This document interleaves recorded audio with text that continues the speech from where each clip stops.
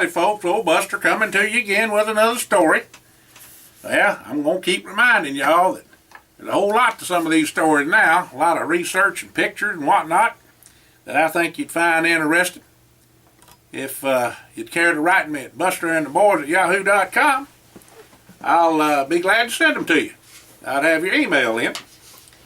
Well, the title of this old story is Family. Well, it didn't take long for Aunt Judith to get the trip set up to head on out to Scotland, Ireland, and England. They was even going to try to go to France and Germany too if the time allowed. Now, Aunt Judith was like a mama hen gathering in all her chicks, I'm a-telling you. Well, let's see now, just how many folks was going on this here trip? Well, sir, there was a Ollinger clan of Dubs and Evelyn and Carla Mae, Mary Gale, Ike, Melvin, and Walter and his new bride, Lou Ann. And that was 8.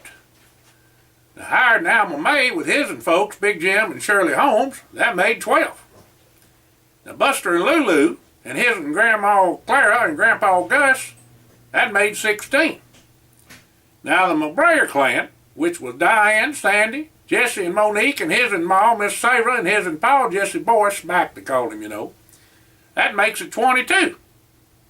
Now, Aunt Judith and Elizabeth Jane and Beau, Sonia, you know, she married up, along with both of the McGregor gals, Maureen and Colleen, that made 27.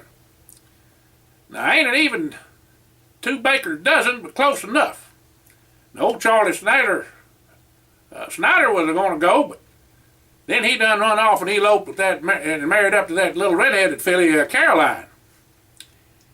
Well, her pa dearly loved K-Rose syrup, and his and pecan pie, and on his and flapjack, so that's how she got to handle Caroline. Well, everybody's real excited about the trip and visiting their people. The McGregors was going to carry them all around to figure out their kin and all, and they made all the arrangements with Elizabeth Jane and Aunt Judith. Reckon there was going to be some surprises for lots of folks on this here little trip I'm here to tell you. Ain't no telling what them women folk got up their sleeve. It was sure enough a good thing money tweren't no problem about that time, 'cause this here little foray was going to cost a purty penny, but it would be money well spent. Folks just ought to know where they come from and know their people. Aunt Judith was bound and determined to get to the bottom of all of their roots if and it took to her dying day. Now, Jesse and Walter took to flying the Duchess right off. Generally it was hired and Buster, but on this trip there would be plenty of time for both of them to get some seat time in the left and right seat both. Practice makes perfect, they say. Well, Aunt Judith gathered the folks all around, told them just what all she done, had Buster to do about finding out all about each of their families. Everybody on the trip could come and go as they pleased, but Aunt Judith was going to ask if and some of them would help her on the research of all the clans. She had done as much as a body could do without being there in person, and now there was visiting and looking into records to be done.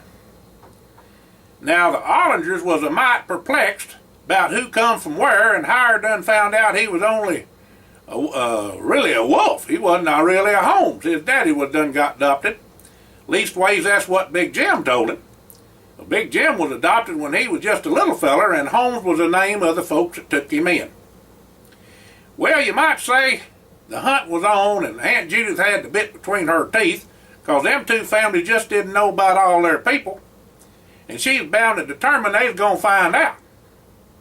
Well, Aunt Judith done had Buster and Elizabeth Jane to hire a whole passel of them certified genealogist people to help get the straight of it all and cut down on the time of searching.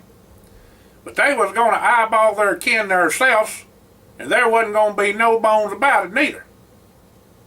Now, she told them menfolk just to hold their horses and keep their breeches on, 'cause they wasn't going to go back none too soon. Now, the rest of the women folk agreed with her, and that was that. That was the end of the conversation. Well, after all that was hashed out and settled, they all enjoyed the ride and rested up some before they got there. There was plenty of victuals and a nip or two of old McBrayer to boot. Now, the weather done got rougher than the Cobb, but Walter and Jesse flew the Duchess right through it, and everything calmed down after that. Well, all the folks left on out from the new hangar and airstrips the boys had built. Their first stop was St. John's, Newfoundland, to refuel, and just rest a spell for the night. Well, all the folks stayed at the spa at the Monastery and Suites. There was only 19 luxury suites in the place, and the folks took up might near all of them with needing 14 rooms. The women folk all went to the spa treatment, and the men folk went to the bar and played a few dominoes out on the veranda. Well, that's the porch, you know. Now, Walter just had to go to the sauna and hot jacuzzi after the cardio room, and then take to the sea mineral warm soaking pool. He done got into that stuff somehow or another. Now, Jesse, Hired, and Buster went with him. Ike and Melvin went aside fodling and gomming around the place and made sure the Dutchess was took care of right and proper.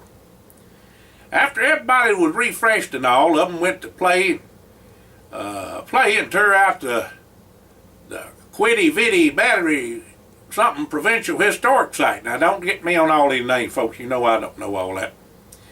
And also visited the rooms in the commissariat house. Well, when all that was done, thank heavens, plus the little guy that toured around the town, they all went to eat at the Keg restaurant down on the waterfront. A little nightcap back at the hotel, and off to bed they all went, looking forward to the next day on their adventure. Well, a lot of these places, the boys and girls, everybody's going, they ain't never been before, and it's kind of a little bit different for them, but kind of a little bit different down south, you know. All of them agreed this trip was right exciting already. Ain't no looking backwards, boys, said Walter, and he hated on up to his room. Now, the next morning, Walter and Jesse swapped places and took off to Dublin, Ireland, just about 1,900 miles away. Walter had the old Dutchess skinned back and was moving on at about 465 knots. That's close to 550 miles an hour at about 35,000 feet. Now, the Dutchess had a good tailwind, and Walter landed her there in Dublin that afternoon. Refueled and went on into Edinburgh, Scotland, and got there in about an hour's time. The McGregor clan met all the folks and got them all rounded up and off for supper. A heck of a soiree at their place they had, too. McGregor's Barn. That's the site of their farm dating back to 1474. Well, after the boys had helped save the place for the McGregors, they turned it into a money-making enterprise. Now, anybody could visit the ancient farm and enjoy the history and weapons of the past. More than anything, the McGregors wanted to share their family and history of the area with the other folks around there, and anybody else that happened to drop in. Plus, they just liked folks visiting with them. They told folks to join them for a historical journey going back to the 1474 A.D. McGregors conduct an animated presentation of the ancient farm buildings which have documented connections with Rob Roy, Clan Gregor, Sir Walter Scott, the Jacobites, and much more. A right smart idea. I tell you, having fun to boot. In McGregor's barn, the folks was introduced to the weapons of the Jacobite clans, the claymore and the broadsword, the dirk, and the fearsome Lochaber axe and the Doom pistol. Lots of history there. The boys and their folks got to hear the story of the Battle of Killiecrankie, where Rob Roy fought in 1689. Old Rob Roy, he come of age in that barn in 1689, just 3 months after he'd fought on the Jacobite side at the Battle of Killiecrankie. The weapons and banners of the clans are hanging from them walls of this old barn, too. If only them walls could talk. There was also a Highland dress kilt demonstration put on for the folks, and then they was give a look-see at their 16 working border collie dogs. Now, that's really something to see now. Them smart dogs. A dram of whiskey or liquor, or tea or coffee was offered by Maureen and Colleen during the tour of the working farm for all the folks. Reckon they thought that the folks just might be a bit dry with all that goes on. Well, after all the gammon around, supper was served up for all of them. Now, that barn can seat up to 54 folks at the dinner table, so it weren't no trouble for the boys and their folks plus the McGregor kin to eat at the same time. The barn had a minstrel's gallery, they call it, for the band after supper. And some kind of dancing they ain't never heard of. And the adjoining stables bar was used for visiting after the supper was over. A little hair of the dog. Them McGregors done it up right, done themselves proud of the shindig they put on for all the folks. Now, Aunt Judith and the ladies was in hog heaven, I'm a-telling you, along with Maureen and Colleen. Well, after a wonderful supper and visiting with everybody till the wee hours of the morning, all the folks were showed to their rooms. Tomorrow was to be the beginning of the adventure in finding all the boys' kin and fulfilling Aunt Judith's dream.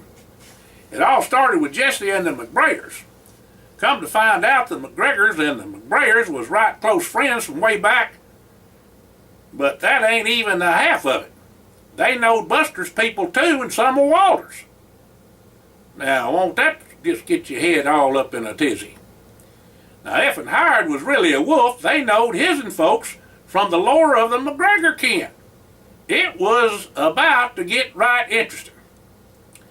Now, Buster's people were documented to the 1200s and back even further if you counted what was said to be true to the 500s. Now, Walter's folks just kind of passed on through as it was in the scheme of things of being German and French and Jewish. But the Wolfs, on the other hand, had a right smart history of their own. Now, Aunt Judith was bound and determined to get to the bottom of all their kinfolk, and danged if she didn't even enlist the help of Mr. Hiram Holmes in getting the information she wanted. She's bound, and that woman was, let me tell you, when she had her teeth in the bit now, there ain't no two ways about it. Well, Hiram was in for a big surprise for sure. Now, Mr. Holmes done had him to talk to his pal, Big Jim, and Shirley about all this, and they all figured to hash it out when it was time. He didn't want anybody getting all upset about that being adopted, no. Well, Big Jim didn't have no people left from his adopted folks, and Grandma Cox on Shirley's side was all Hired left for grandparents. The decision would be left to Hired if he wanted to change his name or not. Well, first off, a little about Jesse's family. We already know that Aunt Judith, Jesse, and Buster is kin, and Buster done got Jesse's folks traced back 9 generations so far. This here is what all was found out since that time, and how he come to have his family crest. Well, after making many visits and queries about their kin, and a little side trip to the Isle of Mull, all the folks loaded up and lit out for France. Now, what I'm going to tell you about these boys, the company we got, which is for real, Buster made it, is Four Winds Ventures. Four Winds, that's the logo on the planes and everything they got on their shirts and jackets and napkins and forks and everything. The crest of all these families is for real. I told you these things are based on truth. And as far as we know, these boys, 4 boys, never knew they were cousins till they was in their 50s and 60s. Now, is it 100% for sure? It's as for sure as we can figure it. And I just want y'all to know that part of this is true because these stories are based on truth. So we have all this information that's not being showed to you now about the Tiptons and McBrayer that proves all that stuff. And that's why I asked you to email me at busterandtheboys@yahoo.com where I can send you where you can see all that. The 2 weeks with the McGregors was well spent, and Mr. Hiram Holmes had a phone conference with Hired and his folks while they was there. He told Hired he knowed they wasn't no kin, but just had to let it all play on out. Because Mr. Hired Holmes of the Presidential Corps, last name's Holmes like Hired is. Big Jim, Shirley, and Hired all agreed to change their name to Wolf and let the other young'uns decide if they wanted to do that or not. Well, Big Jim said it about time to make things right, and there wasn't nothing wrong with change. It all come down to what was found out by Mr. Hiram and Aunt Judith about all 4 families. Now, some of the folks come in by way of northern Snowdonia and Caernarfon, Caernarfon, North Wales, some into Scotland and some into England at different times. Well, as it all turned out, the 4 families finally hooked up for the most part in England, before they left on out to North America, the United States. All the 4 families had kin and married up into each other's family every which way, and that made all the boys and their folks related. Heck, fire! The boys was all cousins, like I tell you, excepting Jesse and Buster was closer related than Walter and Hired, but Jesse and Walter had closer ties because of their Jewish relations a time back. Now, Hired and Buster's people was a mite closer because of their kinfolk marrying up in each other's family early on in England. Well, at supper that night before they all left, Buster piped up and had Mary Gale and Carla May a blushing as red as a beet when he told them they was a kissing cousins. Well, then Buster jumped up and smacked old Walter right on top of this and hayed, and Walter liked to pass clean out. You know, he wants to get away and scooch away all the time. But Buster had him in a headlock. Well, Jesse and Hired busted out of laughing with all the folks, and Hired said, "I told you so, kissing cousins they was." Well, I reckon, said Mr. McBrayer, and all the folks, especially Aunt Judith, was a beaming. Walter told Bo that before he knowed it, he would be kin too. Well, on the way to Frank's, Monique, Alma Mae, Luann, and Lulu decided they wanted to learn eight flying like the boys. Well, Big Jim also know how to fly, and he decided that the gals would get lessons right off from all the boys and Big Jim before they tested out. Well, Buster thought it was a right good idea for the gals to learn eight, and even better was an idea for Big Jim to do most of the teaching. Now, them boys had enough sense for that. The boys agreed with that, that's for sure. Big Jim did too. On the way over, Walter said he wanted to find out about his and Grandma Quirk that was brought over by her grandpa to the United States and left at an orphan place there that they had. All Walter's ma, Evelyn Alberta, knowed was that her ma was part Jewish. They never knowed why that happened that way. Jesse said it was right curious, and since they was kin, he wanted to know. It was decided that after all the sightseeing and looking into their relatives in France, they would mosey on over to Luxembourg and look for more of their kin. Well, the Eiffel Tower, the Louvre, the Arc de Triomphe, and just oodles of other sightseeing attractions were toured by all the folks, as well as doing more family research there in France. There was a passel of good eating too for Buster, and he sure enough had his and filled, I'm a-telling you. Of course, he done that everywhere he went, you know. His and Grandpa Gus said the boy had a holler leg, and Lulu and Grandma sure agreed with that because they had to do all the cooking. Well, Aunt Judy said it was sure enough a pity that the McGregor women didn't come along with them. But they decided to stay for a spell with their people till all the folks was done with their trip and come to pick them up when they headed on back to the house, the mansion there in Kentucky. Well, the lady said it might just be the last time they see their people, or at least for quite a spell. So they wanted to spend as much time with them as they could. You know, a funny thing happened at the Louvre whilst Walter was looking at the glass pyramid out front. Jesse was a side-foddling around the thing, as was his and usual, when a couple of fellers come up to Walter and him.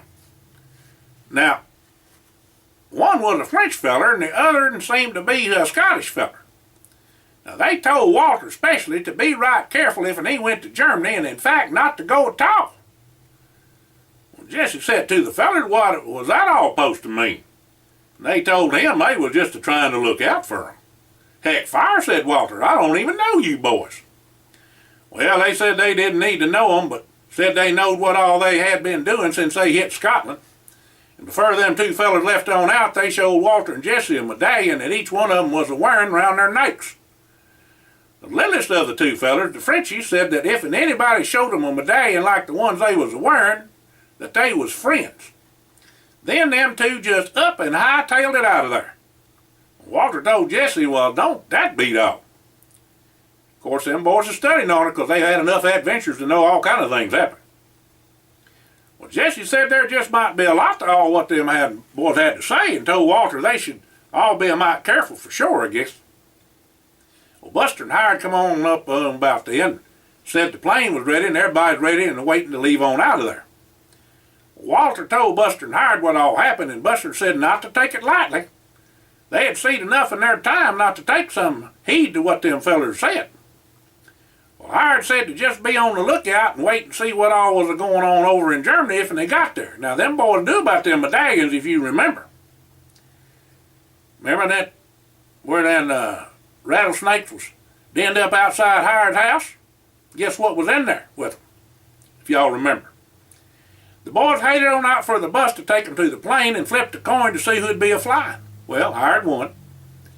It was only a little over 200 miles to Luxembourg, and Hired put the Duchess down in 28 minutes. Luxembourg was the starting place of the hunt for family and records. Now, whilst Buster had a bit of time in France, he called a certified genealogist feller that was going to be in Germany and asked if he could help whilst they was there. Well, Buster had talked to the feller a while back and made some if and they do and if and they don't arrangement for him to do some work for the folks. That is, if and they go to Germany or if and they don't. Ain't that boy something? Well, for sure, Walter was coming hell in the high water, and so they was there in Germany. Of course, Jesse was chomping at the bit to find out about the family ties too. Now, the first order of business was to get rooms for everybody. Well, Jesse called ahead and made those reservations at the La Place des Armes. That's some of that French stuff and German stuff and whatnot. Now, I don't know about all them names. Originally, it was built up there in the 17th century and was used by the French troops as a parade ground. There are now lots of street cafes and a flea market that takes place in the square every second and fourth Saturday of the month. Of course, them gals like to go to all that stuff. On the front of the city hall is a frieze, and that's some kind of, like the front of it with where you put a sign or something, of Countess Ermesine handing over a charter to Luxembourg citizens of the 13th century. Me and all this history never got along in the schoolhouse nohow. The folks made it their home base for a spell at the hotel till they got all the information they could get on the families. Of course, they had sightseeing to do too. Them gals was going to make sure there. And points of interest and attractions that the folks toured sure was a slew of them. They had all kinds of things to look at. And we got a list of them too, and where you can read about it. That's part of some of this research I'm telling you, if you write me at busterandtheboys@yahoo.com. Now, Buster had that genealogist feller meet up with him at the hotel and help him with getting information on the kin of the families. William Eichler was the feller's name, and he sure knowed his business, I tell you. Before you knowed it, the feller had a room full of papers for all of the folks to see. Meeting these here folks sure got to be a hoot, I tell you. Right nice people and downright hospitable, too. They sure enough had a passel of good eating, too, and old Buster was like a pig in slop. The boys and men folk even helped some of the folks they visited with their chores. Well, all in all, everybody was having a real good time with lots of fun and building memories. All four families was just plumb hornswoggled about finding out about their kin, and Aunt Judith said it was the best thing that could have happened to all of them. And Mr. Eichler had a meeting set up with a priest at a little Catholic church to give Walter and his folks some information to help them know a little more about his and Grandma Quirk. He set up the meeting for the next morning at 10 a.m. It had been said she was Irish, but Walter's ma, Evelyn Alberta, knowed her ma had been left at the orphanage in New York by her grandpa from Germany in 1910 when she was 6 months old. There was an old graveyard and some records that was supposed to be there that Mr. Eichler said they helped, as well as this old priest knowed some history about the family. Walter and his ma was on pins and needles waiting to talk to that priest, I'm telling you, because they was a Catholic, you know. The next morning at 10 a.m., right on the dot, Walter and his ma and Pa, along with Aunt Judith, Jesse, Buster, and Hired, met up with Father Jonathan. Now, the rest of the folks went a-gomming around the countryside and a-shopping. Now, the father asked them all to join him for morning tea, and they visited for a spell. Now, Father Jonathan had more questions for Walter's ma than they did for him. After tea, the father showed them all the graveyard and some of the folks buried there that he thought might be their kin, and then he showed them records of the baptisms. Funny thing happened after that. The father pulled out a medallion on a chain round his neck. He asked them if they'd ever seen one like this.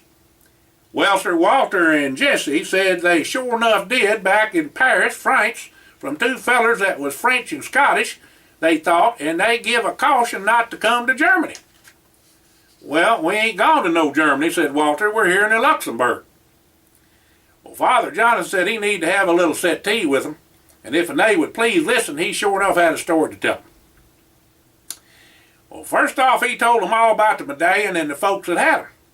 The men and women that wore the medallions was from a secret organization that spun off from the Catholic Jesuits and Knights of Malta.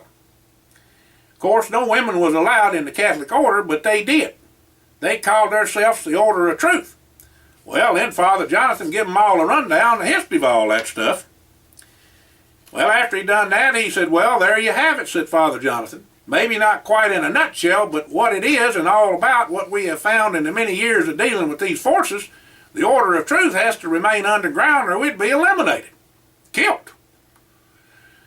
Well, we know of your Mr. Hiram Holmes, and he has been contacted about this here meeting. He asked me to tell y'all a couple of fellers was on their way and to sit tight. Now, for what y'all coming for, I know y'all want to know more about your ma, Mrs. Ollinger, and your grandma, Walter. Here's what we've been able to verify. Your daddy was a Meyer. He was a direct descendant of Count Michael Meyer. The Illuminati tried to get their hands on your grandpa after they killed your pa, Mrs. Ollinger, but missed him. He took off to America with your ma that was just a babe to save her life and put her in an orphanage so they couldn't find her. He then went on back to do what he could to right the evils they was a-besetting on folks back in the homeland.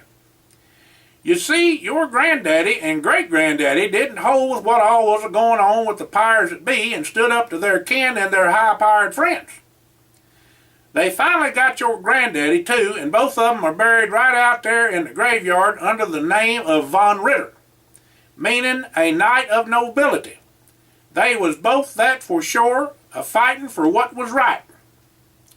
One other thing, your grandpa that brung your ma over to America was on your grandma's side. She was a second cousin of the Rothschilds, Miss Ollinger.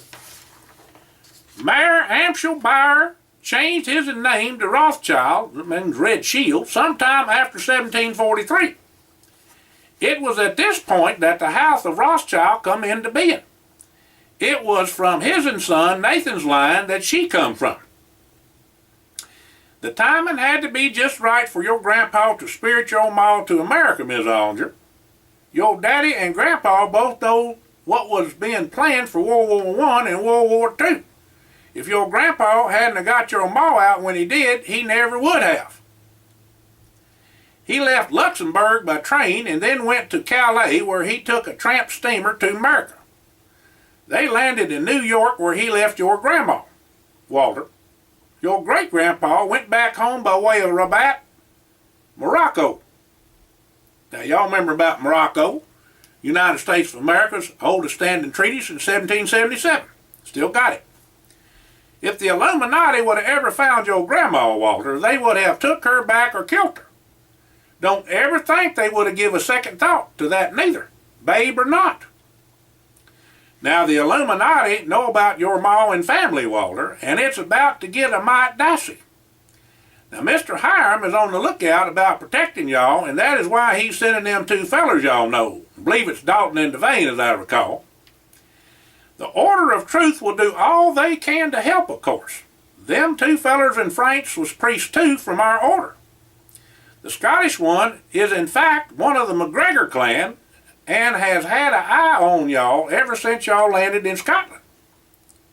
He met up with the father that is also a distant relative from your pa's side, Walter. There are good people out there to help now. The medallion has been copied to try to connive folks, but the way to tell if it is real is by a raised little bump on the lower right corner on the back. If you can feel that, it's real and genuine. Y'all have a lot to cipher on, and needless to say, we never had this conversation. You said you wanted to know? Now you do. I hope this information has filled in the gaps for all of y'all. Good luck, and be right careful. Father Jonathan blessed them all and said, go with God. Well, now, everybody had their tongues hung out to dry, I tell you. They was all plumb flabbergasted, disconfobulated, and frizzlated. The folks all agreed the trip was about done for and decided to leave on out after Dalton Devane got there. They was going to hash this all out when they got back to the hotel and discussed all this with the rest of the folks. Well, supper was a right grand affair. Lulu and Monique had the hotel set out a spread to die for. They almost did. Dalton and Devane had come in and just happened to be at the hotel when caterers come in with some Belgium chocolates. Whilst it was being set out, a mouse run up and grabbed a piece that was dropped on the floor. Devane seed the mouse a scurrying back to his and hidey hole when he killed older Dater the mackerel. The chocolates was purty pizen. The investigating was a dayed in. No trace of the buzzards that brung them. The Illuminati was on to them, that's for sure. The food was checked out and everybody's rooms were searched too for any booby traps and the like.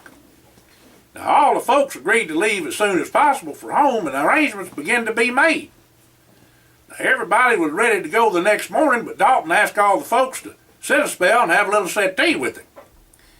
Well, all the families went to a private room where they had breakfast before their discussion. Dalton started off the meeting by saying that Mr. Holmes was on a secure line and wanted to talk to all the families. Mr. Holmes said he knowed that they had all been through a lot in the past, but he needed their help. At the farm in Kentucky, a lot of people lost their lives to terrorists, really evil men. Now, Mr. Holmes said a lot more people was going to die if something wasn't done than now. And they had a chance to put, hopefully, the final nail in the coffin of the Illuminati. Aunt Judith said, Hiram, just how dangerous is this mission? Well, Mr. Holmes said to Aunt Judith that it was more dangerous than even he could imagine. All the members of the families were looking at each other when Mr. Holmes told Ms. Ollinger that her and all her children had to be put in protective custody. Mr. Ollinger was not a problem unless he was used to for bartering purpose. Since she and the youngins was in direct bloodline for the most powerful family in the Illuminati and the plans for the New World Order, they'd be assimilated or killed. Either way, it was bad, real bad. Of course, like I say, Mr. Ollinger wouldn't be nothing but a chess piece in there. They just use him, to try to get what they want. They'd killed him anyway. Dalton and Devane volunteered with their lives to protect and be with the families and wasn't going to leave till there was some type of closure. Well, Grandpa Gus spoke up after getting a nod from the menfolk and told Mr. Holmes they was in for whatever he reckoned best for the families, America and the world. They done been through too much with him, and they trusted him wholeheartedly. Well, Mr. Holmes said he knowed this was hard on all of them, but if they did do something, it really wasn't going to be going back to life as it was back home. Mr. Holmes said he was going to talk with Dalton and Devane for a spell, and then they would direct them in what all they needed to do. He did say a word of extreme caution to the youngins not to go off and figure they could do whatever they wanted with the boyfriends, girlfriends, or just sci-filing and gammon. Now, all the gals said they had seen enough and not to deviate from any orders they was given, he could count on them. Now, Mr. Holmes said them two moon-eyed boys back there at the house, Barry Brown and Gary Ashland, was plumb lovesick and ain't no telling what they might do. They're going to have to keep them in check. The gal said they'd handle them if they had to, and Mr. Holmes thanked the group and said he would be in touch personally. Well, after talking to Mr. Holmes, Dalton told them they was diverting to Morocco. Well, Hiram was going to pick up Star and Rebat and be a special agent assigned to the U.S. Air Force. Well, Hiram hollered, whoopee, boy, there's going to be some fireworks a-coming. Looks like payback, said Walter. Fat's in the fire, piped up Buster. Appears it's going to be right interesting, said Jesse. Well, Mr. Ollinger said to everybody, let's get her done, chores is awaiting. About an hour, all the folks got aboard the Duchess after some special cargo was loaded. And Dalton and Devane briefed all the families on Morocco as they flew to Rabat. There was sure a lot of information for the folks, but it was right interesting.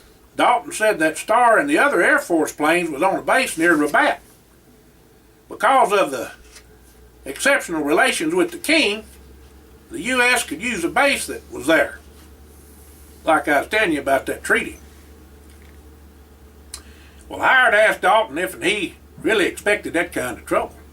And Devane told him that, yes, can't be too careful. Dalton said he hated to say it, but Ms. Ollinger and the gals and Walter was to be used as bait. Mr. Holmes, no day would come for him now. Ain't no two ways about it. They coming. Walter said to let them come for him, but keep his and ma and sisters safe. Dalton said that was the plan, but everybody had to be in Morocco. Devane said that they had been with Mr. Holmes many years, but never was anything this secret. This must be one heck of an important mission to be this secret. everything was kept under wraps, eyes only, and need to know clearance for the ones that did know. Well, Devane had the gear unloaded from the plane and went on over all the weapons for the whole passel of them. Some of them dang doodads was plumb Buck Rogers. Now the women folk got some real humdingers, some poison, the plastic ice crystal shooting guns in the form of women's stuff. Acid and belt knives with special locator buttons was given to the ladies too. Wasper spray was the kicker though. The laser pistol, laser rapier, that's kind of like a sword, you know, one of them fencing things. Electromagnetic pulse rifle, dragonflies, belt knife, and high-tech improved pistols and rifles was there too. Fully automatic rifles with enough ammo for World War III, along with grenade launchers and riot shotguns, rounded out the weapons list. And there were some special trick weapons that Devane said he would go over with them later too. Now the King of Morocco was Muslim and dear friends with the King of Jordan. And they both was pro-American and had good sense. They had a sect of Muslims that believed in Sufism, and that was really good for them and the world in general. In other words, they wasn't radical nuts. The two kings believed in Jeffersonian democracy and was implementing it in both their countries. They was both educated in the USA, and both the kings was young and inherited their thrones when their daddies died just a few months apart. What that meant was for the folks was to be in a place that was willing to work for the good of everybody. Safety and acceptance in a traditional hostile environment. Now this allowed Mr. Holmes to get a handle on things and protect the families much easier. The Illuminati used the radical Muslims and they didn't even know it. Some of the Illuminati was meaner than snakes when it come to hand fighting and had no conscience at all about killing anybody or anything, including babies. Their minds was programmed from birth. Now mercenaries was used along with the radicals in their own private army. The folks done seen what kind of damage the Illuminati could do firsthand at the farm in Kentucky. Now the families all figured to take the bull by the horns along with Mr. Holmes and try to put this mess to bed short of shooting, or they would never get any peace. The dangest thing was that some of the families had folks that come to Morocco while escaping persecution in their homeland. Fact is, Walter's great-grandpa come through there and made friends on his way back home. The man died with his secret of where your ma was, Miss Ollinger said Dalton. After getting settled in, the folks had a short visit with the representative of the king.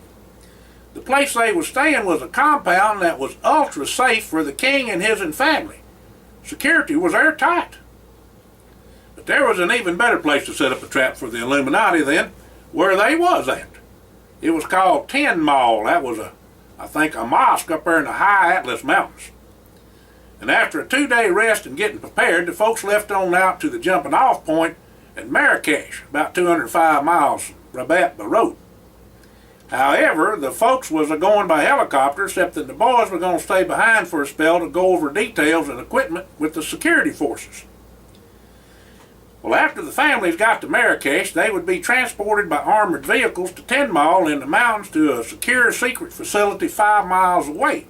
It was about a 2-hour drive. The guards was thicker than flies on honey, and the trip went off real smooth like. The place was just like a 5-star hotel and plenty of room for everybody. Just wasn't much to do, but this wasn't no fun trip. The boys got in the next day and everybody had meetings on what all was planned. A helicopter was provided for them at their place, and Walter and the boys and Dalton and Devane would be using it mostly. Now in the meeting, Devane revealed secret weaponry and technology that had and was being used in war. Now the Illuminati had some of the same weaponry and technology bought from their vast resources and contacts. You know, people do anything for money. Their use of them was purely cruel and inhumane. Now, Dalton brought the evidence that was classified eyes only and need to know. It was plumb pitiful. It'd gag a gopher from here to tell you. Nanotechnology provided for most of the efficient storage, dispersal, and transport of chemical and biological agents into the body and cells of humans. Now, who ever think of all that stuff? New weapons, direct energy, chemical, and or biological agents are being used, he said. People with dead tissue and no apparent wounds, shrunken corpses, civilians with heavy damage to lower limbs that require amputation, which is nevertheless followed by unstoppable necrosis and death. Extensive internal wounds with no trace of shrapnel, corpses blackened but not burnt, and others heavily wounded that did not bleed. Man, you think this stuff ain't something, it's true. Secret tank-mounted weapon appears to shoot concentrated lightning bolts and engulfed a large passenger bus and 3 automobiles. Within seconds, the bus had melted, shrinking until it was a twisted blob about the dimensions of a VW Bug. Now, numerous human bodies shriveled to the size of newborn babies. Between 500 and 600 soldiers and civilians were cooked alive as a result. Whew, that's some serious information there. New and controversial. Bullet. Well, it was like hitting somebody with a miniature explosive round, even though the ammo does not have an explosive tip. Laser weapon prototype capable of bringing down rockets and even helicopters. A PlayStation-style console and monitor that displays simulated streetscapes may be miles from where the killing takes place. Gene weapons, which can potentially target particular genes possessed by certain groups of people. These weapons could be added to water supplies, causing not only death but sterility and birth defects in targeted groups. Now, there was a former Cadillac, is a white one, with 2 dead men inside which encountered a particle beam. The finished modification of the vehicles measured 5 foot by 4 foot. Well, the boys and the men had their minds completely blown by this evidence at this picture that he showed them, and it took the cake. Well, Mr. McBrayer asked Dalton how they was going to stand up to this kind of weaponry and technology. Well, he said it looks like they can take us out any time, Devane up and said, and that was a 2-way street though. Now, all of them know this was going to be like Custer's Last Stand and Normandy all rolled into one.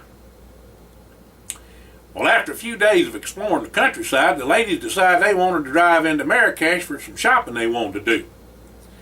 The menfolk and boys was learning how to operate and shoot the new weapons and protocols for different situations that could arise. In a 3 armored car caravan, all the women headed on out to Marrakesh with armed guards and armored personnel carriers in the front and rear. The attack came at the Gorge de Moulay Ibrahim at 9:14 a.m. The lead armored personnel carrier vaporized. The rear armored personnel carrier exploded in 1,000,000 pieces. The 3 armored SUVs were systematically stopped when all electrical systems ceased to function. They went tighter than a doornail, I tell you. Gas was pumped into each of the cars, and when the Muslim mercenaries got inside, they executed the driver and guard and took Ms. Ollinger, Carla May, and Mary Gale hostage. Now, Ms. McBrayer and Sandy was saved by the Kevlar vest they was wearing when 2 of the mercenaries shot them in the chest and left them for dead. Diane, along with hired Small Shirley, was staked out and spread-eagled in the sand. Now, Buster's Grandma Clara, Aunt Judith, and Elizabeth Jane was dragged out into the high desert and buried in the sand up to their necks. The Muslim mercenaries poured honey around their heads and left them for the ants. When Sandy come to, she roused her ma with some water they'd brung along with them and went to see about the rest of the women.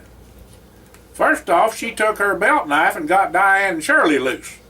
Then Ms. McBrayer, Sandy, Diane, and Shirley found Grandma Clara, Elizabeth Jane, and Aunt Judith. They dug them out just as the ants was about to crawl into their noses, ears, and mouths of the ladies.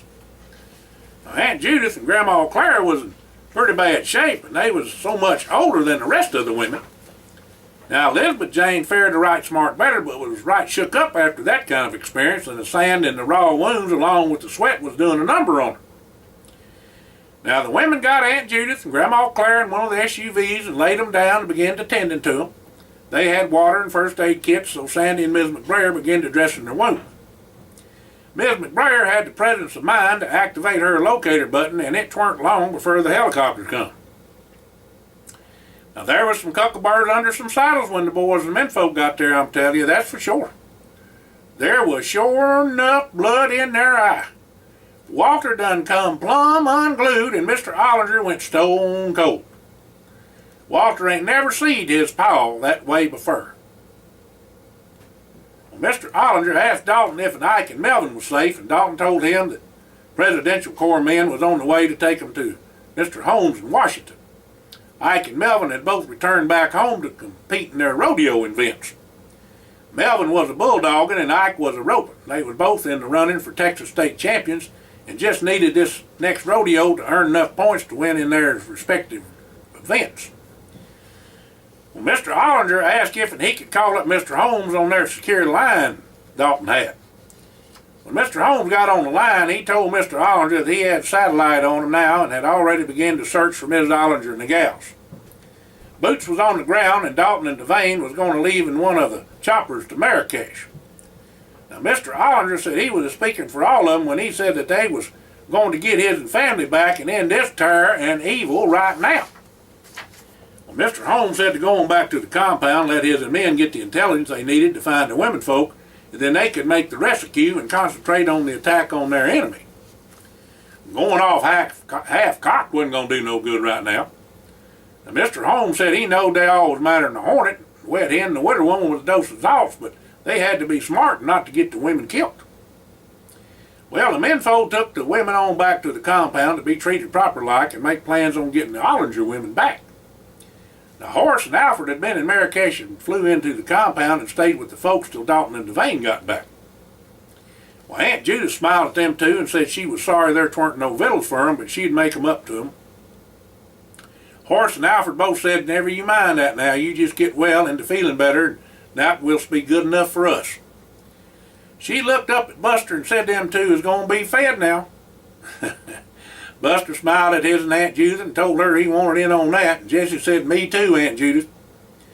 Well, after all the women folk was took care of, the ones that could give account of what all happened. Sure enough, the mercenaries was using some highly sophisticated weaponry. Looks like they was in for a pretty wild ride before this was over, said Alfred.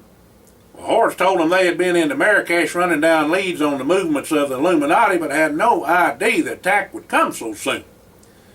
Now, the waiting was a pure hell on the folks, and the tension was higher than a kite and the Georgia pine, too, stretched tighter than Dick's hat band. Well, finally Dalton called, said he spoke to Mr. Holmes, and Ike and Melvin was with him now and was about ready to sprout wings and fly, to come out there and help their ma and sisters. But Mr. Holmes had got them calmed down a mite now. Also, they had a lead to a secret base in the western Sahara Desert where the Muslim mercenaries would gather up, and attack plans was being made now. The place was an oasis in the Hagar Mountains or something like that. Ahaggar, I spell it for you. Dalton had intel on the location to share with the men and the folk that there and the boys. Horace would present it to them so they would know the lay of the land and what they were dealing with. And Dalton said he didn't know if he'd be back to the compound before they hit the base, but Horace would coordinate with him. Devane would definitely stay in the field and not be back till after the raid. Now, the info gathered was shown to them on a screen, and it told them about the place. It was a little over 1,700 miles from where they was now. Batteries for anti-aircraft weapons, both conventional and non-conventional, was placed 12, 3, 6, and 9 o'clock. Now, this wasn't going to be a cakewalk, that's for sure. Dalton asked Howard to fly a Star and take out as many of the defense positions as possible. Now, Star had been provided with some gadgets the other Air Force planes didn't have. It would take some really good trick flying to do it, but Howard said he was all for it and looked fun to him, but he'd sure get it done. Well, Howard refueled in the air and began his run at 3:17 a.m. They didn't know what hit them. The 4 other Air Force F-18 fighter jets began their run at 3:20 a.m. Oh, hell was a breaking loose, I'm a-telling you. It was a popping. Howard was a twisting and a turning and a zapping them gun emplacements every which way. They was using every trick in the book too, even firing particle beams, EMF and ELF waves. Old Howard was just too fast and too prepared with what Mr. Holmes had him outfitted with. The waves would not penetrate the special helmet Howard wore so as not to mess with his and mine. The electrical systems had been fixed with a blocking device so they weren't affected neither. Well, Howard had to take out the gun emplacement so they would have a dire effect on the other jets and the ground forces. The missiles that Howard was firing was something special too. Them and his and Gatlins was doing the trick. Them newfangled bullets was playing havoc on them Muslims and their guns and equipment. Then the Jets come in and strafe the fool out to mercenaries. They allowed the fellers on the ground under the command of Dalton and Devane to attack, Now them boys went to work. A half a dozen of the Presidential Corps had these suits like an Iron Man comic book character. Boy, howdy, could they move, and stout wasn't even a word for it. Bullets were bouncing off them like water off a duck's back. The other fellas were doing right well, too. They was nigh on to 2,000 mercenaries at that secret base. But, as usual, finally it come down to hand like it always does. One of the Illuminati bozos was hightailing out of there when Devane seed him run. He was on a four-wheeler a-heading on out to the desert. Now, Devane was right on his tail in no time flat. Devane was going to get some answers, that's for sure. Chang Li of the Lees from China was on the four-wheeler. Chang was the grandson of the Illuminati Li and Ping families. Things sure was heating up for him to be here. The Illuminati has placed one heck of a lot of importance on Walter and his ma and sisters and brothers to go to these extremes. Devane caught up with Chang at the top of a drop-off about 20 foot down. It was straight down, too. Well, Chang run out of gas and was on foot. Well, now, Devane was in for some fun. He was going to get his answers now or later. It didn't matter. Chang hollered to Devane that he'd pay any amount to get him out of there and back to his people. Devane told him, "You gotta be kidding." Devane said he just better tell him where the women folk was. Chang said over his dead body, and Devane told him if and that's the way you want it, that's the way it's gonna be. Chang was good, but not good enough. Devane took a few licks, but not the full force of them. Then he put his favorite Pencak Silat move on Chang and had him where he wanted him. It did take Chang a bit before he began to sing like a bird, but he told Devane where the Ollinger women was held, and that was enough for Devane. The end was going to be sweet for that little scumbag on what he'd done to the folks. Well, Devane went back to his dune buggy to get a little treat for old Chang when, lo and behold, he jumped up and run off the edge of the cliff. Devane come for him, but Chang figured he'd take his chances on the 20-foot drop. And he sure enough piled off that cliff. He kind of half slid and half fell to the bottom, and when he got up, it appeared he hurt his leg. Well, Chang was cut up and bleeding from them scrapes and the whooping Devane give him. Devane knowed he wasn't going to get very far, though. Devane knowed the lay of the land like the back of his hand and knowed where to catch up with Chang. Whilst Chang was hobbling along and Devane was heading on back to the dune buggy, Devane heard a blood-curdling scream. Devane run to the edge of the cliff and seed a sight that would curl a feller's hair. A pack of about 20 wild African dogs had attacked Chang and was tearing him to pieces. They was eating him hide to hair and all, no more Chang. Well, Devane headed on back to the fracas to make his report to Dalton and Mr. Holmes. Let's just say this about the fight. There weren't no prisoners. Well, Dalton said the whole area would be dozed and not a sign of the secret base would be left, never to be seen again. Devane gave his report to Dalton and Mr. Holmes at the same time, and then everybody headed on back to their assigned post into the compound. Now, all the menfolk and the boys was in on the ruckus, but they didn't know there was special orders to cover each of the boys and menfolk if they couldn't hold their own with the mercenary. Well, Grandpa Gus went to town with his World War I bayonet training, that his right cross was the right telling on the fellers he was fighting too. For his age, that 71-year-old man was hell on wheels.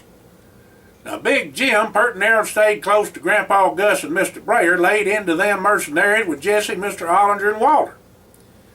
Now, Buster was a terror in his own right, and Horace and Alfred done seen what he could do at the attack on the farm.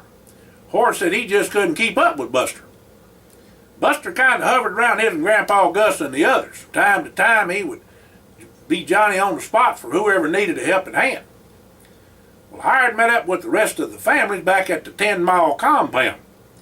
The bunker they was in had a 2-ton reinforced steel hatch for the entryway. It was right comfy down there, you know.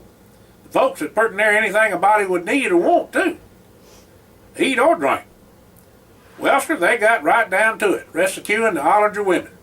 Y'all never will believe where them Peckerwoods are holding the Ma And the gal said, Mr. Ollinger, well, Mr. Holmes then had a little talk with Dubs and Little Dubs, Casablanca, at the Hassan II Mosque. Dalton told the folks all the details of the mosque. It was under construction and each of the women was held in a separate area. Dalton reported that the intel to the folks and it was written up for them so they could read it.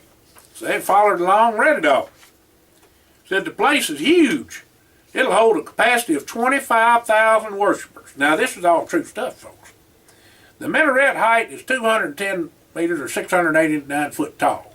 And we have some planning to do though, folks. Let's get at it. From all the intel gathered with the King of Morocco's assistance and their wherewithal of Mr. Holmes and his sources, Dalton and Devane figured out where the girls and Mrs. Ollinger was being held. The one that was going to be by far the trickiest to rescue was Ms. Ollinger, that they thought. She was being kept in the minaret. Now, the sisters now, Carla May and Mary Gale, they was in the basement with the Turkish baths and downstairs by the fountains in the ablution room. The plan was laid out for the operation to commence in 24 hours in the date of the night. Again, round about there at 3:30 a.m. was the optimum time because the guards were getting real sleepy then and not quite as on point as they should be and vigilant. The king's own cousin was in on the freeing of Mrs. Ollinger. His name was Abdul, and being a Muslim, but a practicing Sufi, he didn't have to pretend to be something he wasn't. He was going to try to make it to the top of the minaret and get the attention of the guards and try to catch them on the unawares. First off, everybody knowed him and would open up and see what all he wanted. That was a plus. Secondly, he was a highly trained commando in the king's army and knowed his business when it come to fighting. Thirdly, Abdul just didn't cotton to the mercenaries carrying on like they was doing in his country. Now the real clincher was when Dalton was going to hang glide or fly right through the window and shoot a bunch of them holding Mrs. Ollinger against her will. Killing and kidnapping was real serious to Dalton, especially to his friends. Well, at least the area was confined for Dalton, and Devane had the headache of keeping both the Ollinger gals safe and getting them free at the same time. The area was so dang big anything could happen. If Devane and his men wasn't fast enough to get them, it wasn't no joke that them mercenaries would kill the gals without a moment's hesitation. The menfolk, especially Mr. Ollinger and Walter, was all fired up and raring to go, but they had enough sense to know they had to let the pros handle the mess. But sure as shooting, they was going to be in on an operation to rescue their ma and the gals. The initial penetration was to be done by the dragonflies for surveillance. If need be, Dalton said they had some that could kill, and any dire threat to any of the women would be took out. Lasers and explosives was going to be used as well as regular weapons. Lasers was quite deadly. When the fat was in the fire, stealth didn't matter none. Dalton told them all, take no prisoners, have no mercy. If you can't live up to the job, stay home. He wasn't trying to be mean, he was trying to save lives of the good people. The bad ones sure have not and will not give any quarter. It was literally killed or be killed. Now there was lots of different tactics going to be used to put down as many Muslim mercenaries as they could. Mind-altering ways, drugged food from their agents infiltrating the mercs, diversive actions like explosions and using lasers to cut through the glass floor along with explosives, rupturing the pool and baths as well as injecting knockout gas in the water system for the fountain was in the plan too. There was so much backup planning it was mind-boggling. Part of the mosque was available for prayers for the faithful, so agents was going to be there acting like they was there for prayers. Now you got to know there was lots of fellers there. The secret base had round about 2,000, but this dang mosque was a heck of a lot bigger to hold the mercenaries. Like was said, it would hold 25,000 easy. Another 80,000 can be accommodated in the mosque courtyard. Well, Dalton started his briefing with an aerial view of the mosque and then to other pictures of what they was going to have to deal with and where they would mount their main offensive.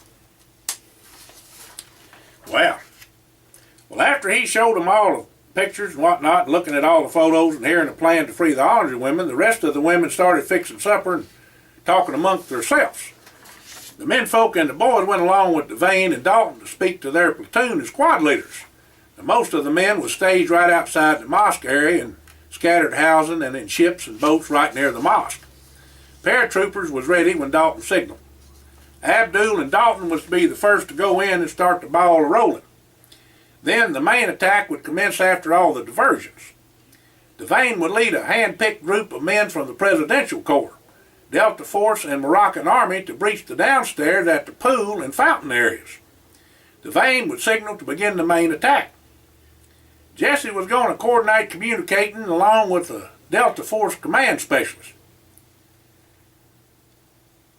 His communication devices and everything was already in place for him to go. Howard was assigned to help Dalton and then whatever he could do to even up the odds in the courtyard. Now his helicopter was outfitted with all kind of newfangled armament now. Now Buster and Walter and Mr. Ollinger was going in with Devane even if the creek did rise, and Walter and Mr. Ollinger said they already knowed the Lord was willing. Boy, ain't they a mess. Now, just before Dalton was to start out to rescue Mrs. Ollinger, Mr. Holmes called Dalton and told him that the leader of the mercenaries, I say, all 50,000 of them, was none other than the illegitimate great-grandson of a Rothschild that never married up. Nonetheless, the boy was indoctrinated from the time he was born into the ways of the family, Illuminati, and satanic cult. Amschel Walter Adams was his name, and he was bound to prove himself to his grandpa. The boy always felt slighted and would do anything for recognition. He was the big fish in this here pond, I tell you. Of course, the boy was bright and come up through the ranks and outdid all his cousins and everything. Now, Amschel would literally do anything his grandpa wanted him to do. One evening at Amschel's grandpa, it was said, Albert Mayer Rothschild had a feller brung in that was running one of the family's businesses there in France. Now, Amschel was only 11 years old about that time, and the feller had been skimming from the take on, and Albert done found him out. His grandpa found him out. Now, the henchman of the family was right burly and had no trouble holding the feller whilst he was talked to by Albert. Well, Albert told the feller that no frog of a Frenchie was going to steal from him. Then he looked at Amschel, and Amschel walked over to where his and Grandpa Albert was a-standing. Now, Albert was smoking one of them English cigarettes, Players it was called, and took Amschel's hand and put out the cigarette in the palm of Amschel's hand. The boy never even winced. Just took the pain as long as his and Grandpa wanted to hold the cigarette there. Well, sir, the feller about near fainted at that, and the henchman set the feller down in a chair. And one of them plugged in an electric iron and heated it up as hot as it'd get. Then one of the henchmen took off the Frenchie's socks and shoes.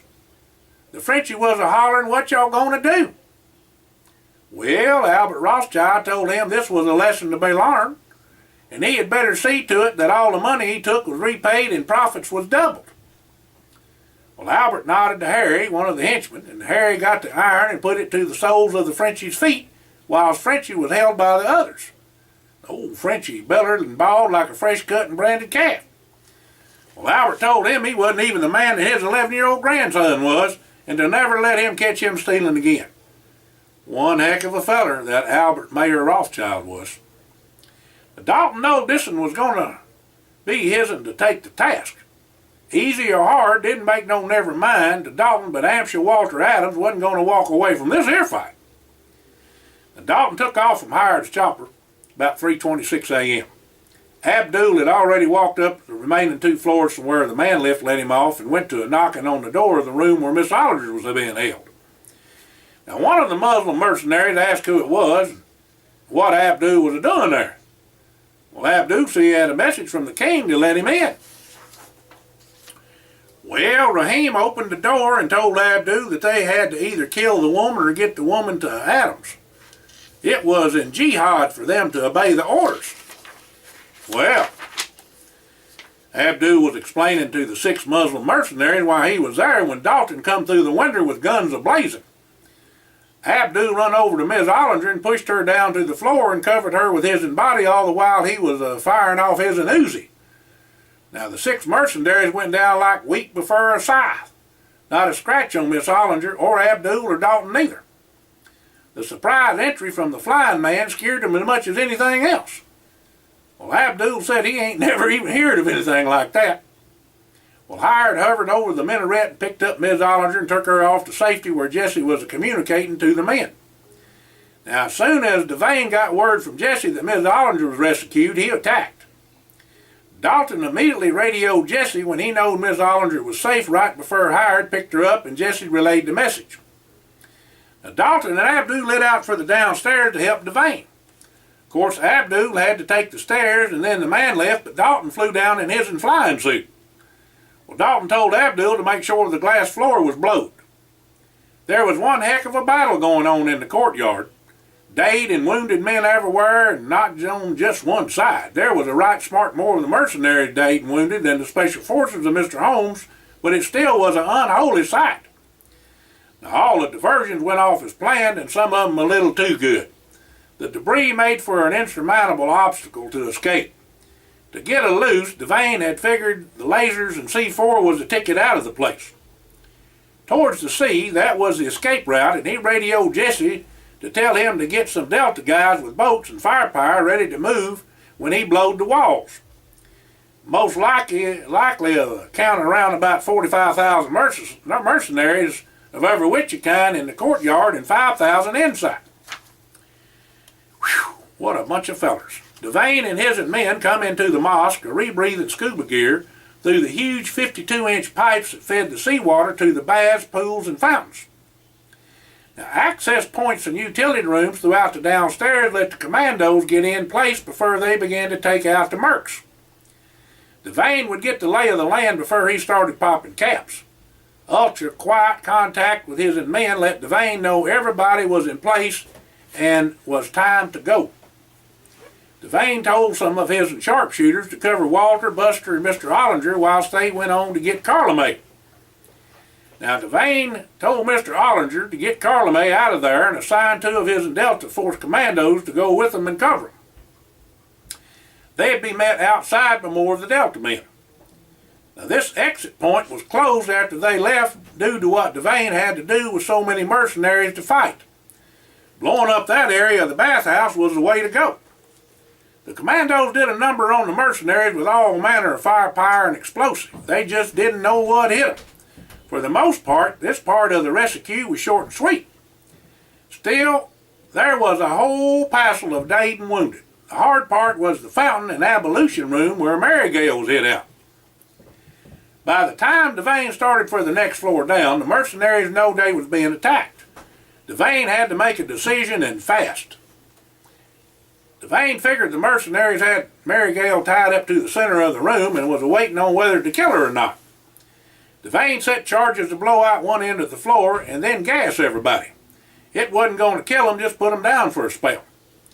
Well, they done just that, all the while taking fire from below.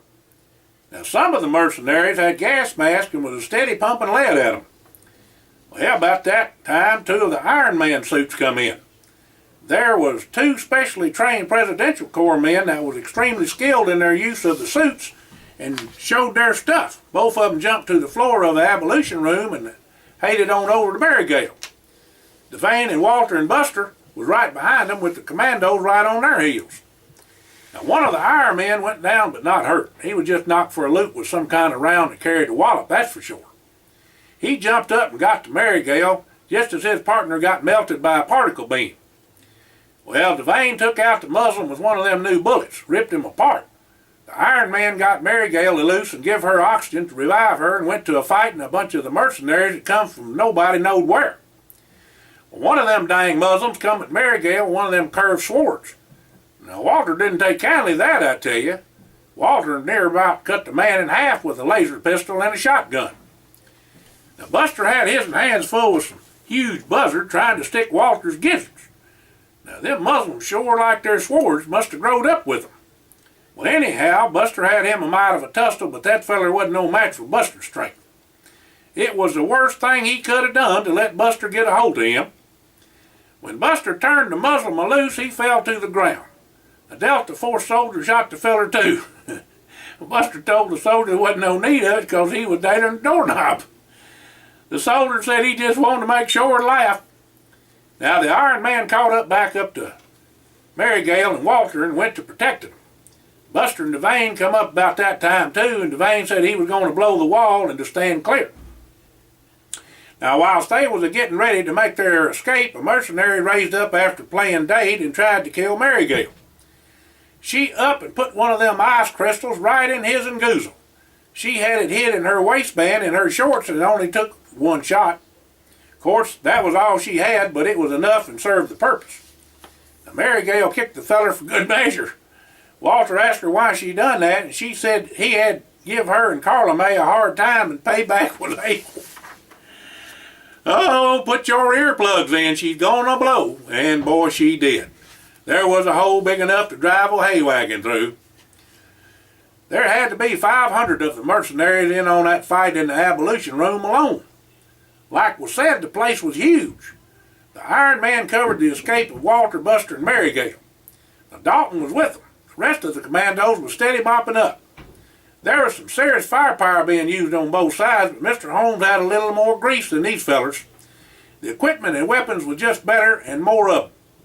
Now, after the particle beam gun was knocked out, it wasn't long till the tide turned for shore. The Delta boys was waiting for Marygale, and the boys got them out under there real fast and back to Miss Ollinger. Now, Mr. Ollinger and Carla May got there about the same time, and Mr. Ollinger run up to Miss Ollinger and said, "Evelyn Alberta, are you all right now?" "I'm just fine, W.H.," she said, and kissed him right then and there. That old man just turned every shade of red there was.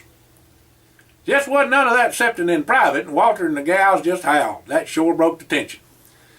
Now that Hired knowed that the Ollinger women was free, he went to work. Him and his new toy had him a heyday in that courtyard. Well, Hired had Jesse to have the men retreat as he went to work. Of the 45,000 men in that courtyard, there wasn't but a few hundred wounded, and the rest was dead. Them new weapons Mr. Holmes had put in the chopper, Hired was a flying, did the trick. Hired used the electronics in the chopper to open the sliding roof in the mosque where the majority of the mercenaries was at. And Hired descended into the cavernous main hall and opened up all his gatlings. It was hailing bullets, pure carnage. The mercenaries never figured on a helicopter coming in through the roof. They plumb forgot about the roof opening up. Well, Hired also finished off taking out the glass floor with a couple of missiles that took several of the mercenaries with the floor into the sea. There just wasn't no hiding from Hired with all his gadgets and gizmos. Them heads-up displays and thinking commands was a thing of beauty when it come to a fight. The firepower was just awesome. It would blow anything apart. Well, one feller crawled inside of a well, and Hired sent a special heat-seeking missile right in after him and cooked his bacon for sure. Oh boy. Well, Dalton come in and had the boys and the Ollingers took out of the area to the compound to the underground bunker at 10 Mile. The commandos and other forces made sure the area was cleaned.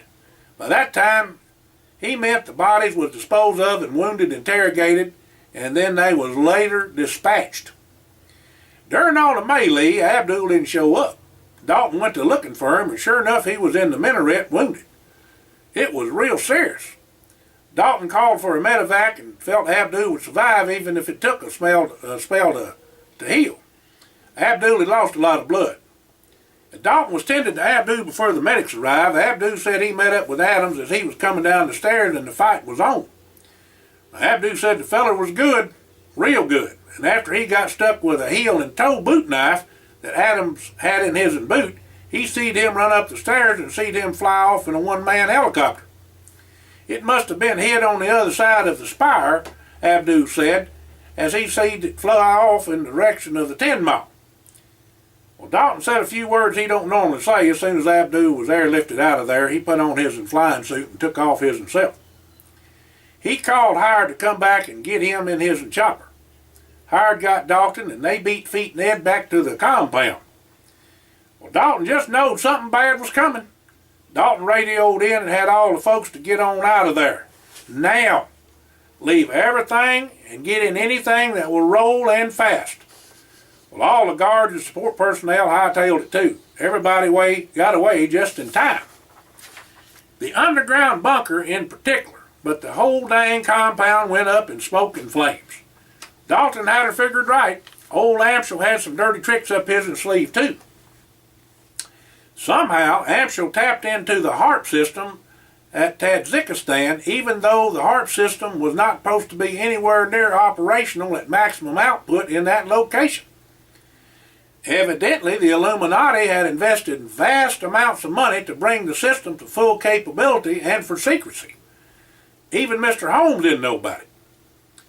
Now, the HAARP system has untold power. The heat that can be generated is equal to 1,000 of our suns. The power is just incalculable, untapped, said Dalton. Dalton knowed Amschel wasn't going to be far away. Amschel wanted to see for himself that all the descendants of the Meyer Rothschild family that escaped and caused all the ruckus was sure enough dead. Since the compound and underground bunker wasn't about 5 miles away, it stands to reason that Amschel would be close. The closest place was 10 Mile. That also made sense since the Illuminati had a hold on the Muslim radicals that can control the area.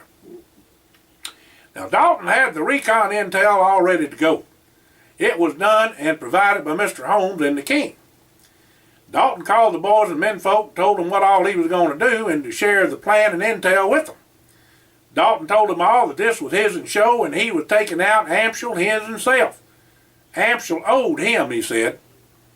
He asked Devane and the boys and menfolk to back him up, but not to interfere with what all he was going to do. All of them went along with Dalton, that's for sure. The boy had fire in his eye, I'm a-telling you, and when he was that away, said Devane, it wasn't going to do no good to try to stop him. Well, nobody wanted to, include Mr. Holmes. Well, Dalton didn't wait around for old Amschel to come at him. He lit out like a turpentine cat.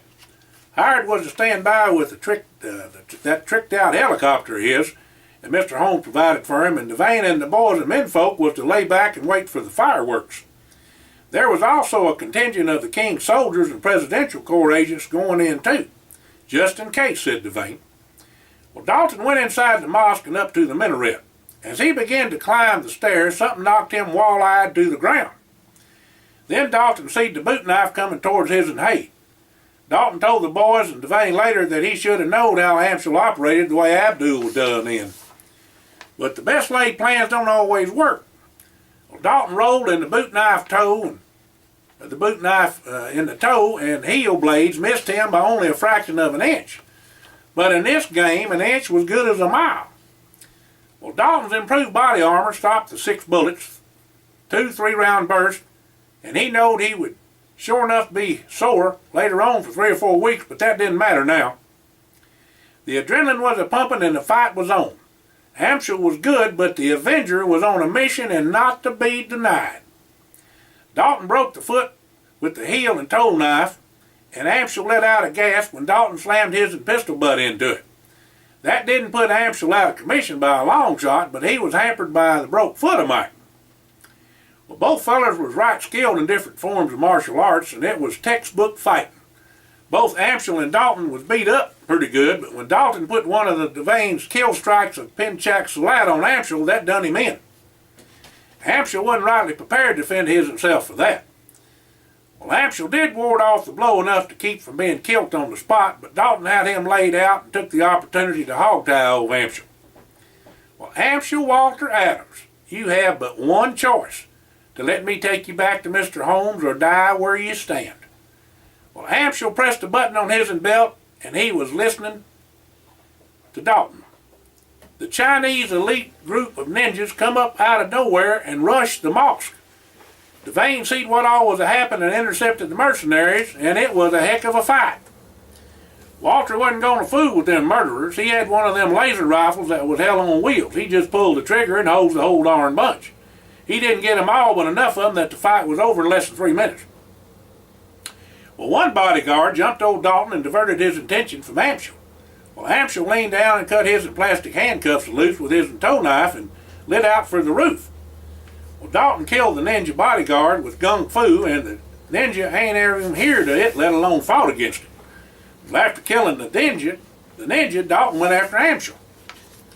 But as Dalton got to the roof, Amschel took off with a jetpack and headed for the mountaintop behind the mosque. And there was a Harrier waiting for him. That's a jet, one of them that comes up like a helicopter and flies like an airplane. Well, Dalton radioed Howard and told him to stop the Harrier. Well, Howard blew it to smithereens before Amschel got there, and the fuel supply for the jetpack wasn't going to last but a few minutes. Dalton had Howard to pick him up and follow Amschel. Well, Amschel landed on the other side of the mountain and was ditching the jetpack when Dalton jumped on him.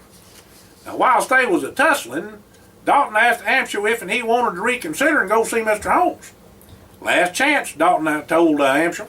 No deal, said Amschel. I'd rather die first.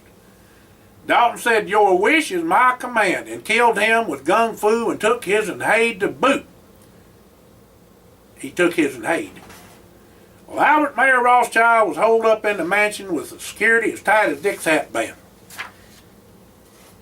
The package was delivered after it passed all the scans, security checks, and explosive sniffing dogs. The only thing that wasn't done was open the package. The package was sent specifically to Albert's for Mr. Holmes for the Ollingers and delivered by Dalton and Devane. Now, old Albert was right curious, but he weren't no fool. But after all the testing of the package was cleared, he decided to open it. All his henchmen was standing off to the side to give Albert as much privacy as they could, but still be ready for anything. They weren't.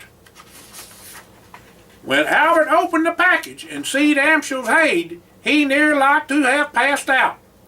In the package was a recording from Walter. It said, they that plow iniquity and sow wickedness reap the same. Job 4:8, King James Version.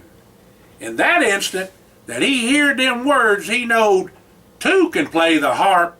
Boom!